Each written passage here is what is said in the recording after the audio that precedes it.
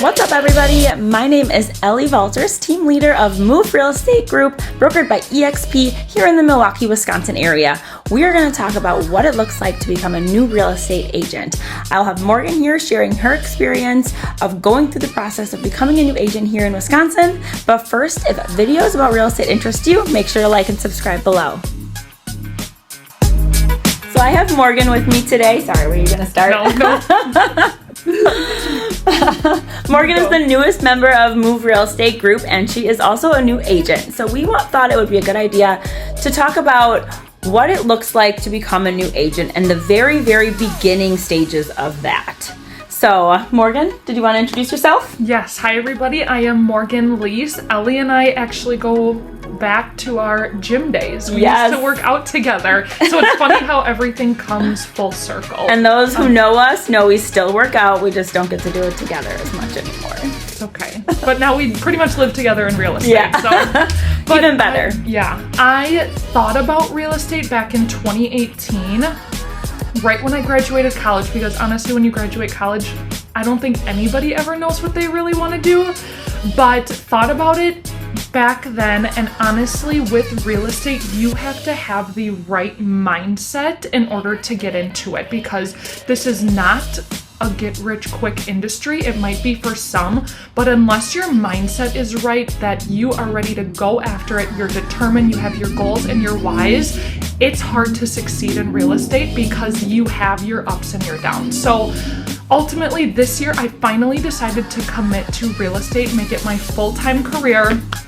And I have always had an entrepreneur heart. It is something that I have always wanted to build my own legacy and my own empire. And I have been in the 9-to-5 world. I've been there. I've lived it. I've worked for very little pay and long hours. And I was finally ready to commit to being an entrepreneur, being in real estate, loving people, loving the housing market, and all of the ups and downs that go with it. So 2023 is the year of real estate. So let's rewind a little bit. So before you started any of this process, what was your thought process? What were you thinking about why you wanted to even venture down this path? Yeah, so I honestly thought about real estate for 5 years before I fully committed. I watched friends go in and out of the industry.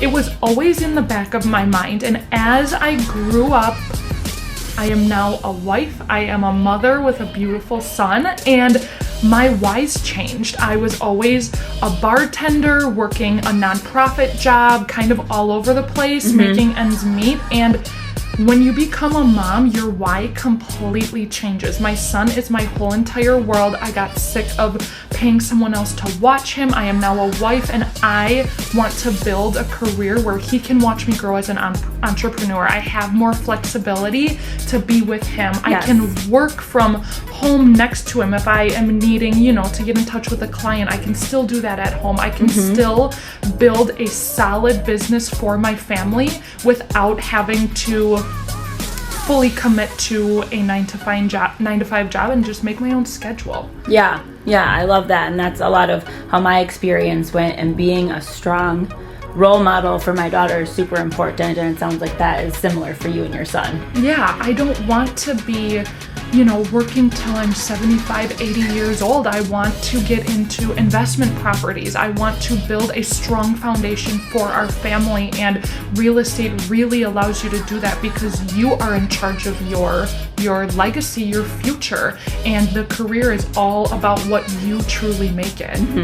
Would it be fair to say that your whys when you're getting into real estate are one of the most important things you can come up with before you decide if this career is for you or not? Yeah, because there are so many times that you could quit, you could give up, you could settle, or you could sit back and not do much, but you have to stay focusing on what your whys are. Oh, there we go. Okay, I'll have to edit that out. You have to really remember what your whys are, because there are so many times that you could quit, or you could settle, or you could take a month break without any commission or making any money, but you have to remember why you're doing this, and you're going to get no's, you're going to get denied, you're going to get yelled at on the phone and hung up on. But you have to remember, I didn't even have that client to begin with. And you have to keep going and pushing through, and you have to have your whys right in front of you, which is why we have pictures of our family right on our desks. Yes, we have made vision boards because it's important to see those whys literally right in front of you so that you know why you're doing what you're doing when it comes down to it. Yeah. So once you made the decision that real estate was the right career path for you, what was your next course of action? What did you do next there? So honestly, I didn't really know, but I knew I had to find somebody that I could ask questions to because my head was spinning. I'm like, you have to start your own LLC. You don't get, health insurance. You're really starting your own business. So what does that look like? So I wanted to find somebody that had the same goals as me, the same drive as me, same things of interest, because you are going to spend a lot of time with this person. And it was really important for me to find a mentor because a lot of behind the scenes things goes into being a real estate agent. So ultimately I found Ellie, we sat down, we had a conversation, and I asked her so many questions because where do you start? Like there was a lot of questions that I had because it's not just about, okay, it's time to sell homes now. There's a lot of prep work that goes into it. Yep, definitely. And it's time consuming. I mean, it's no 2 or 4 year college as far as time and money, but it's also not instantaneous. It takes a little while to get your license. Yeah, and it's just really important to find somebody you trust and find somebody that is going to hold you accountable and find somebody that has the same ambition as you do.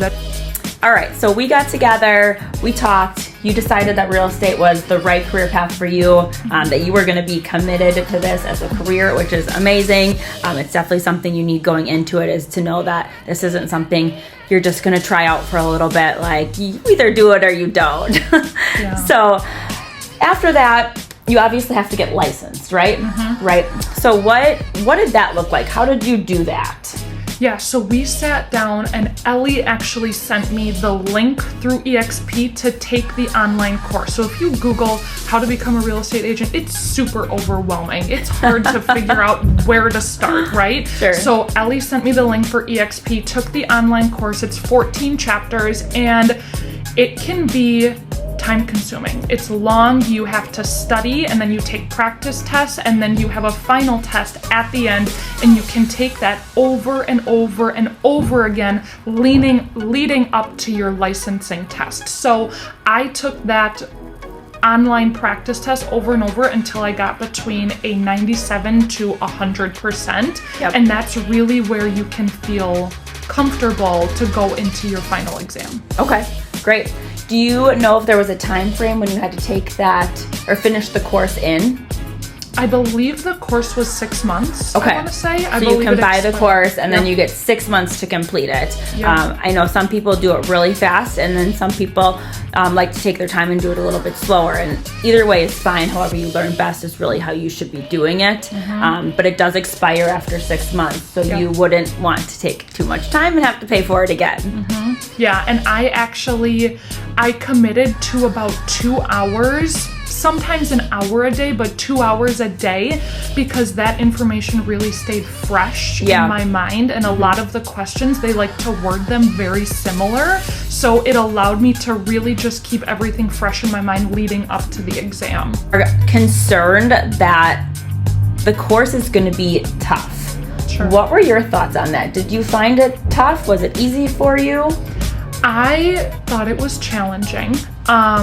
As it should be. It was. As a real estate agent, you are excited because you're like, I'm gonna go be able to show people all these houses and see homes, and there's a lot of back-end terminology that you have to know, right? So the difference between a customer and a client, and material adverse facts, and the different loans and the different land contracts, and there's just all of these different things that you have to know that when you're excited about real estate, you're not really thinking about. But it's good terminology to know, because in the real estate world there is real estate lingo, there's terminology, so there's really important info in there, and it's not always the easiest, but you start to catch on pretty fast during the course.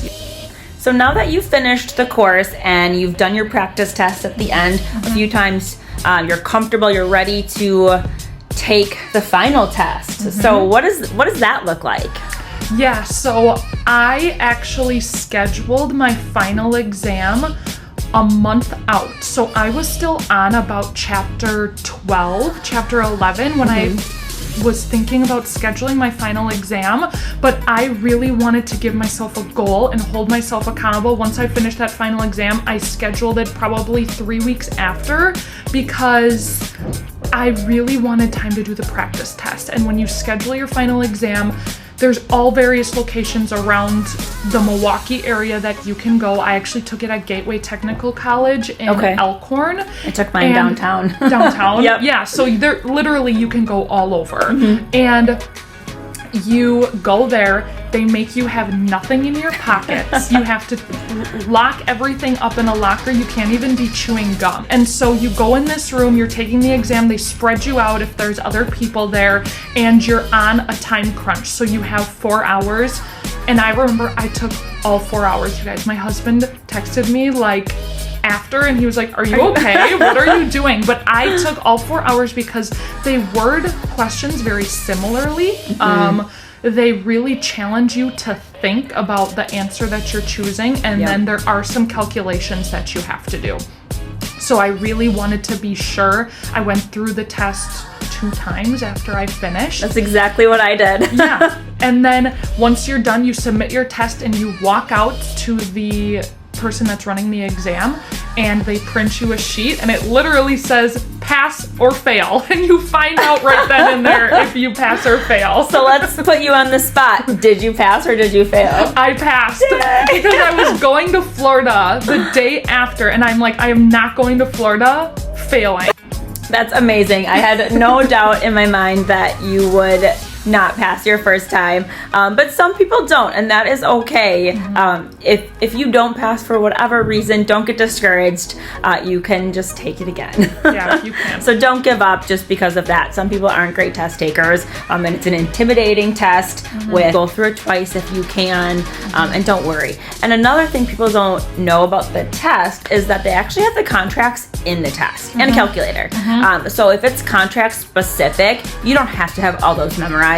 They're going to be provided for you. So if it's talking about a specific line or something contract specific, you can go in and read it. So yeah, which is actually why I took a little extra time, because I really made sure to read through those contracts and be sure I was choosing the right answer, because some of the answers are right there in the contract. They provide it with you. Just read through it. And you do have to pay for the practice testing, the 14 chapter one, and then you do have to pay for the final exam every time you retake it. So if you were to fail, you do just have to pay for it.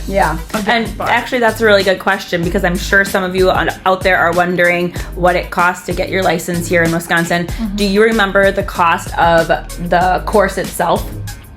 The course itself was in the hundreds, I want to say, 200. Okay. And then the final exam was $60. Okay. I have $60. So not a huge financial commitment here. I was really sure. I'm like, I'm paying for this. I want to pass it. Let's go all in and let's commit. Yeah.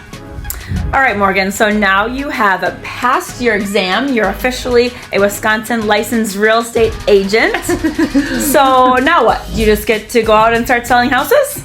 No. In the state of Wisconsin, you have to be under a brokerage or have your broker's license. So I decided to go under EXP, which I have been absolutely loving so far. And we'll get into that in a later video. But as a new agent, the resources that EXP has given me has been so helpful and phenomenal. I am so thankful. So it's been great. Fantastic. Awesome. Well, I hope that this was helpful, shedding some light on what happens when you become a new agent. Of course, if you're interested and are in the Wisconsin area, or even if you're not, feel free to reach out to either one of us. We're happy to give you some guidance and educate you on our experience. So if that will be helpful, definitely reach out anytime. Bye.